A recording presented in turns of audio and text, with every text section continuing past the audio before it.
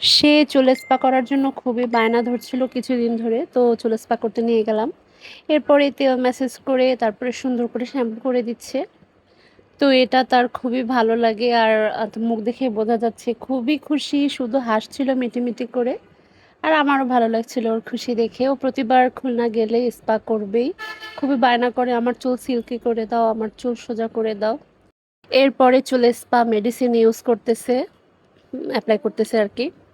তো এই যে ভালো মতো স্পা মেডিসিন অ্যাপ্লাই করে সুন্দর করে তারপরে হচ্ছে লেজার যে এটা থাকে, ওর লেজার ট্রিটমেন্ট যেটাকে বলে, আসলে এটা কি আমি জানি না, চিরুনি দিয়ে করে দিচ্ছে। মাথার ব্লাড সার্কুলেশন ভালো হয়, চুলের খুশকি দূর হয়। তো সে তো খুবই খুশি, মুখের দিক তাকানো যাচ্ছিল না, শুধু মিটিমিটি হাসছিল। তো এরপরে হচ্ছে এই মেডিসিনটা মাথায় আধা ঘন্টা থেকে ১ ঘন্টা রেখে তারপরে হচ্ছে ওয়াশ করে ফেলে। ওয়াশ করে ফেলার পরে রেজাল্টটা খুবই সুন্দর আসছে, সিল্কি সিল্কি শাইন শাইন। এই যে দেখুন কি সুন্দর লাগছে মাশাল্লাহ। আর ওর চুলগুলো একদম পুরো ব্ল্যাক না, একটু ব্রাউন ব্রাউন, আরও বেশি সুন্দর লাগছে মাশাল্লাহ মাশাল্লাহ। সবাই মাশাল্লাহ বলে দিয়েন। আর আমার মেয়েও খুব খুশি।